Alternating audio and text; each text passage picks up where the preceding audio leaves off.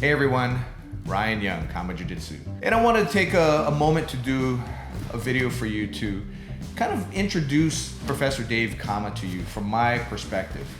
Both as well, Professors Jack Toffer and Fernando Costa have been with Professor Dave longer than I have.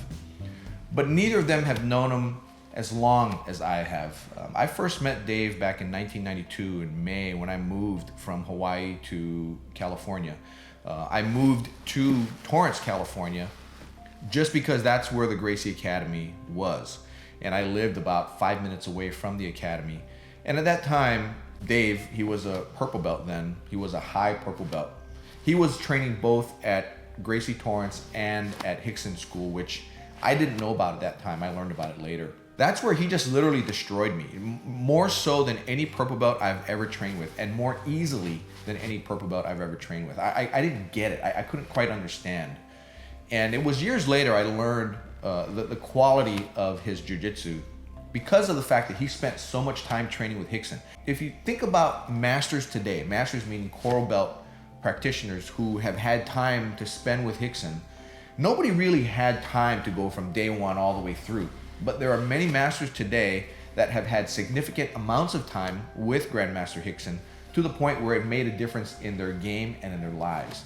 So two in particular that I can think of are Jean-Jacques Machado, who many people say is technically the best of he and his brothers. And the other is Pedro Sauer, who is pretty much a world famous master to this day. I would even venture a guess that he's got a bigger name than Grandmaster Rickson himself. Among the jiu-jitsu, the old school people like us who know, Rickson is top of the pile. There's nobody in my mind who has ever walked the face of the earth who is better than Grandmaster Rickson. Now people may contend that, as we have in our other videos, but really, if you think about who the best that Grandmaster Rickson has produced, in my mind, it's Professor Dave Kama. And what happened was, Dave Kama moved down to Orange County. Rickson's his main campus was on Pico Boulevard in West LA, which down to where Dave lives now, where he moved to about 20 years ago. That was an hour drive with no traffic, and with traffic add about another half an hour. So it was just tremendously far. And when Rickson started to fight more in Pride, he wasn't spending as much time in the academy as I had hoped. By then, Dave was well into his brown belt by then. And he had taken over the Laguna Niguel Academy, which was our Kama Jiu-Jitsu's first academy. And so what happened was I ended up leaving Rickson School because Rickson wasn't teaching there anymore all that much because he was fighting. And in retrospect, that was one of my bigger mistakes, but God always makes it to where everything works out to the way he wants it to. And for me, it worked out perfectly in the end. I wouldn't change a thing going forward. But for years, I could not find Dave Kama. I would look for him.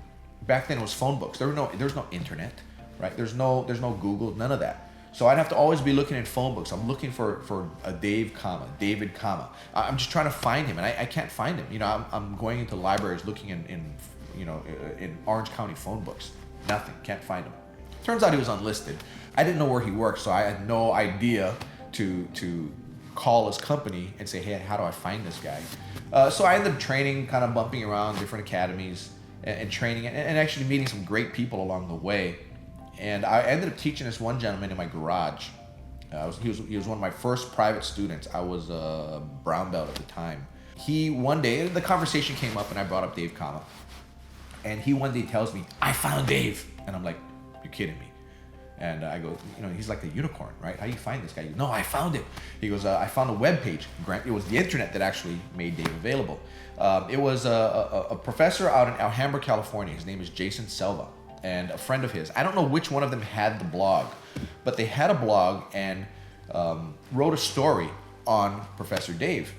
And it was basically a hidden gem in Orange County in Dave Kama. And they did a little story on him. And this private student of mine, he was all on all the chat boards and he was all interested in that kind of stuff. I never really was.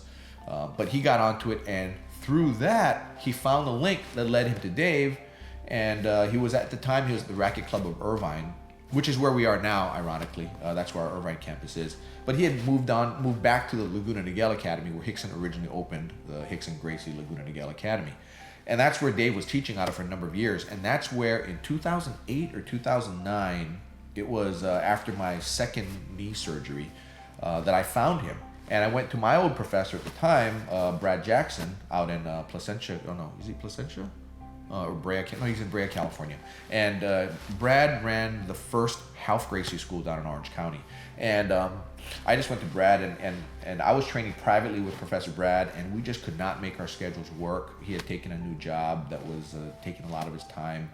And so I just asked him, I said, hey, is it okay, if I I think I know where Dave Kama is. And he was looking for Dave as well, for different reasons. I think he was trying to, see if he could set up some sort of school with Dave a while back. But that never panned out. But anyway, he says, yeah, by all means. So I ended up finding Dave. And the very first time I trained with him at his school, it was just he and I. He was just running this small school. He might have had 4 or 5 students at that time. So when you only have 4 or 5 students, there's a good chance you're gonna show up to school, set the mats out, wipe them all down, and nobody will show up. Wait a half an hour or so, fold the mats back up and put them away and come back the next day. And that's really what happened with Dave. There'd be so many times, and to this day, I cannot understand why it was like that. Because when it came to training with Dave, I never missed a day. If I knew he was there, I would make sure that I would have time to go. Even if it meant telling my wife, sorry, we're not gonna go out tonight because I'm gonna go train. I would do it because Rickson put all his time and effort into Dave. There's another gentleman as well that he did that was a contemporary of Dave's, but he ended up not getting his black belt from Rickson. If I'm not mistaken, he got his black belt from Higgin Machado. But to me, knowing Professor Dave's background, and he never talks about it, but being that I was involved in jiu-jitsu going back to the early 90s in California and the late 80s in Hawaii, I know who Dave is and I know all about him. And as I've got to know Dave more, I talk to other people and I talk to him and I hear the stories of what he's been through, and it's incredible. He was the first non-black belt that the Gracies had do Gracie challenges. It got to be pretty common later on, but he was the first. Prior to that, they only had a black belt do a challenge. Why did they have Dave do it? Because they were so confident in his abilities that as a blue belt, they had him doing a challenge. So that Gracie Challenge 5 video that you find on YouTube that the Gracie Academy put out a number of years ago, he was a blue belt in that fight. And if you look at his fight, and you look at his technique is so tight, it's so clean, and he's so disciplined. You can look at other black belt challenge matches and they're not nearly as, and I can say this now as a black belt and seeing and knowing what it takes to have good, clean technique.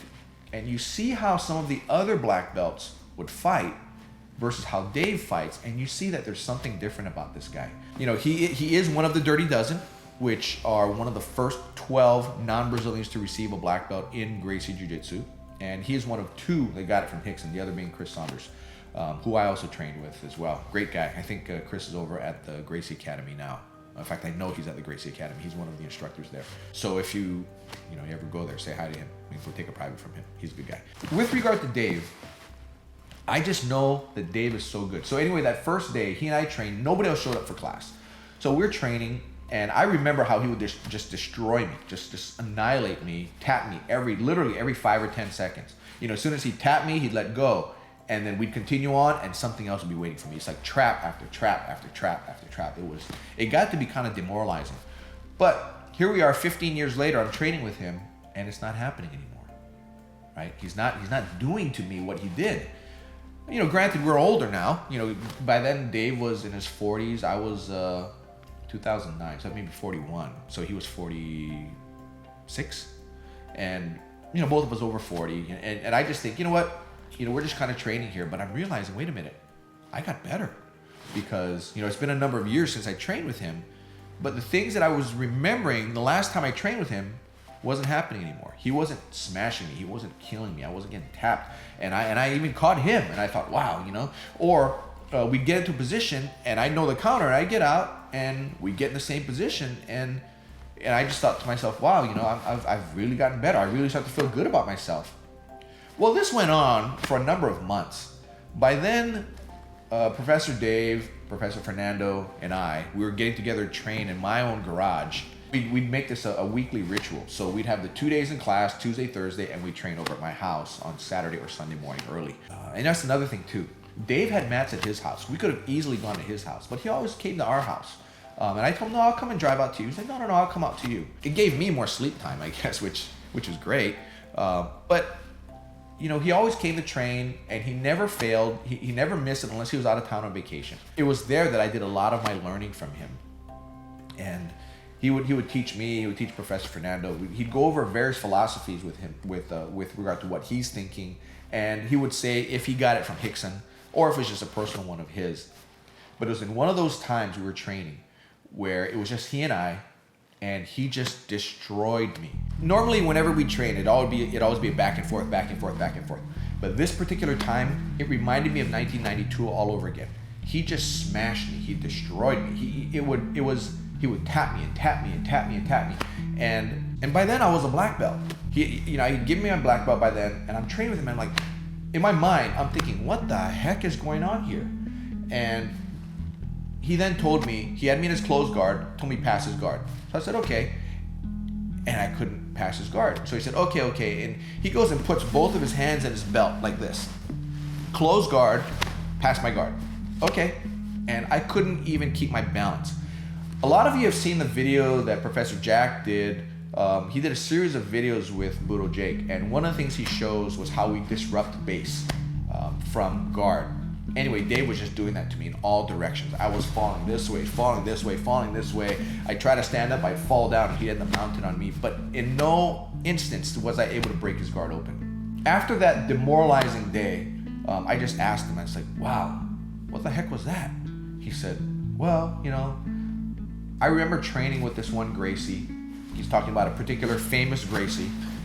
When I was over there with Rickson brought me down there, and I remember training with him, and that's the game that he played. So I thought to myself, maybe I'll play this game today. He goes, and I just happened to do it with you. I'm like, man, that was kind of bad for me.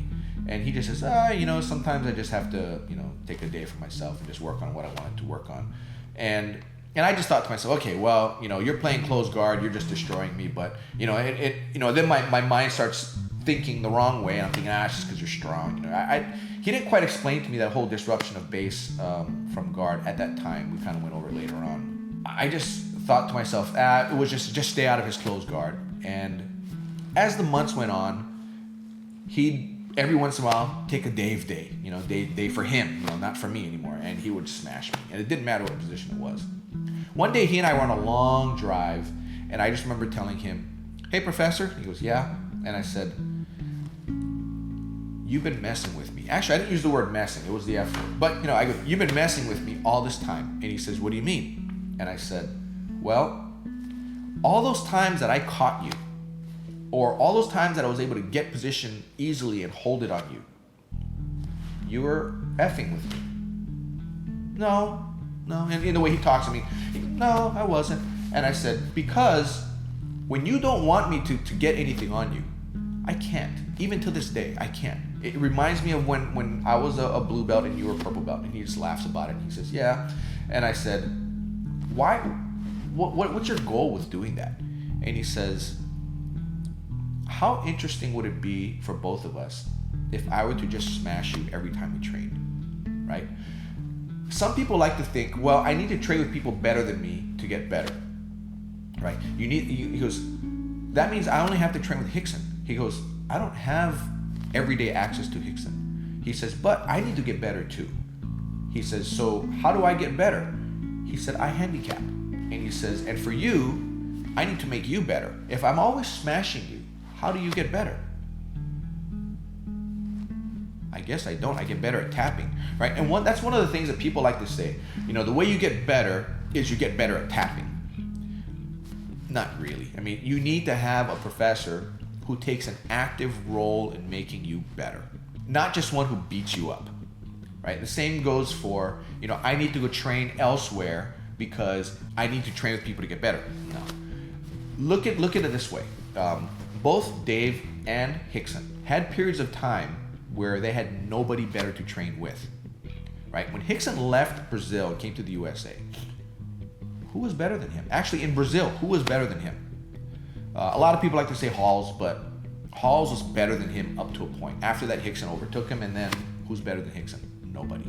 When Rickson came to the USA, didn't train with his brothers anymore because of that breakup between he and Horian, so he only had his students there, but yet Rickson kept getting better. Dave had a period of time where he was down in Laguna Niguel, down in Orange County, nobody better to train with, but yet he kept getting better. There's a period of time when I moved to Texas, I only had white belts, but yet I kept getting better. What he told me was this. He says, if your training level maxes out right here, my training level maxes out up here. If I'm always training here and this is as high as you go, I'm just gonna tap you repeatedly, right? He said, if I'm doing that, neither one of us is getting better. However, he says, if I train here, or if I train one notch above you, then what will happen is it's an even back, give and take type training session. He said, if I train a little bit above you, what I do is I make you reach to try to get better. So what will happen is you'll have that one flash of brilliance. And what will happen is you'll overtake me for that 1 second, you'll catch me at the perfect time, and that's where I'll tap, because you'll have my arm, you'll have my neck, you'll have something on me.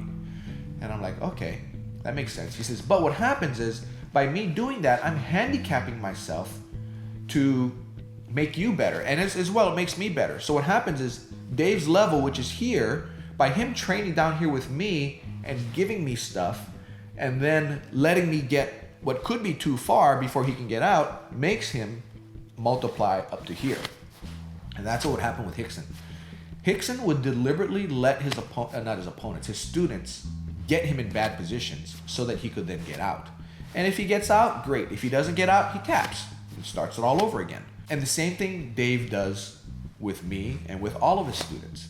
And that's the same thing and I learned that from him, and I do that for all our students here in Texas as well. And when I'm in California, I'll do it with California students. In our academy, it's not our goal to catch each other. It's to make each other better. So Dave taught me a valuable lesson there. I thought I was getting better against him, when in reality, I wasn't. I mean, the difference still existed between his abilities and mine. What he explained to me was his rationale and how he was taught by Rickson on how to make me better. And one of the things that happened was I went to visit my old professor, Brad Jackson, back in California, and he taught a class out of his garage. And he happened to have a black belt that was there, who was a black belt maybe 4 or 5 years by the time I had gotten mine. In fact, I went there the week I got my black belt. And I trained with this guy. He was my size. He was also from Hawaii. But he was a black belt under another prominent black belt, but he had come to take privates from Brad on Saturdays.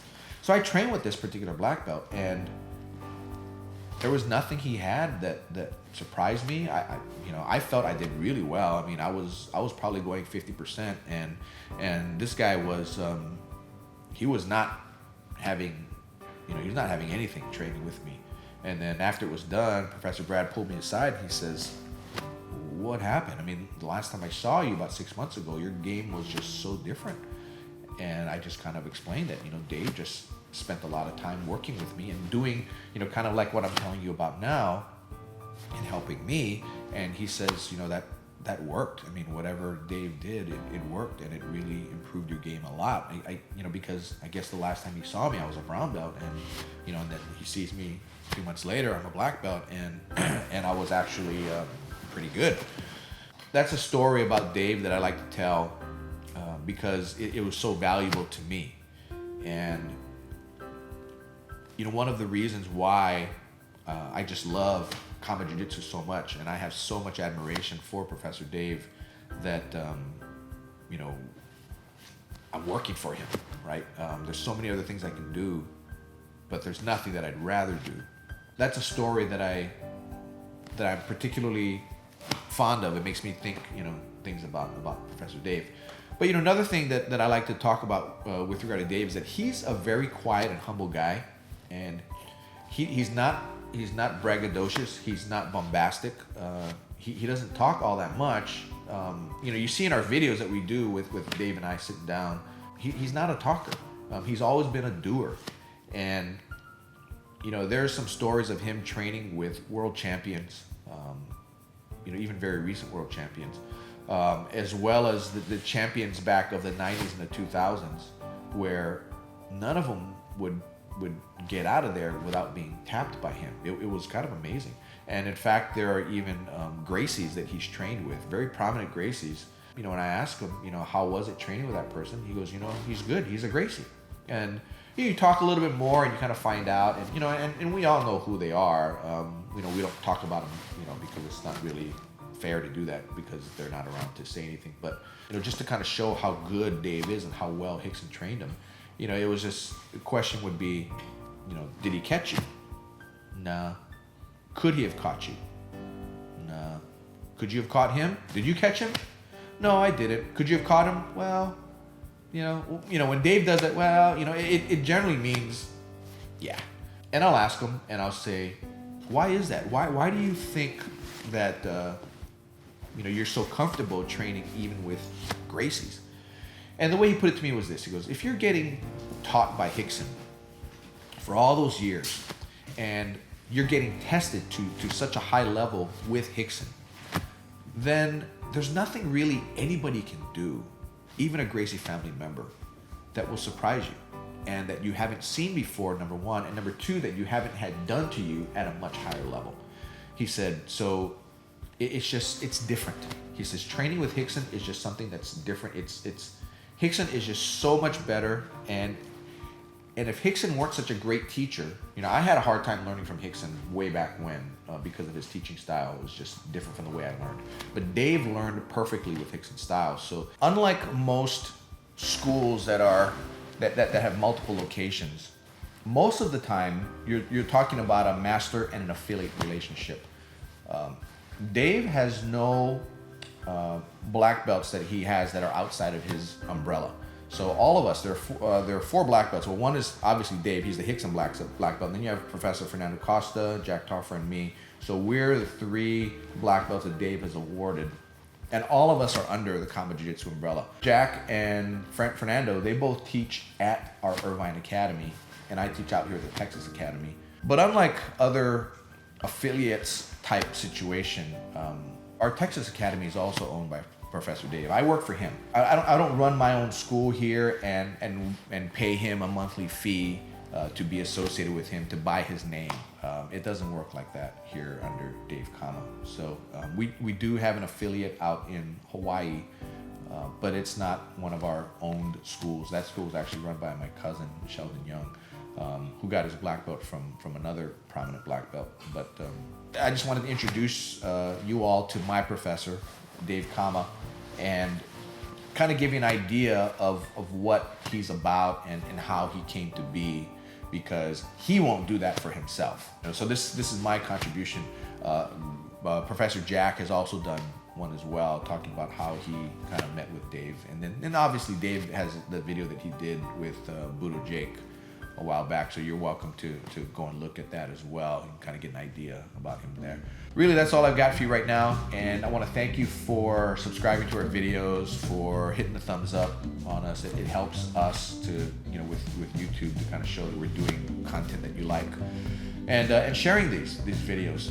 And if there's any questions that you have, feel free to hit us in the comments below, or you can also email us at kamajujitsu@gmail.com. And in fact, there have been several of you that have sent some emails to Professor Dave, in which he's gone and answered. But anyway, that's all I've got for you today. I'm about to teach a class, and I wish you guys a happy training. Take care. Bye-bye.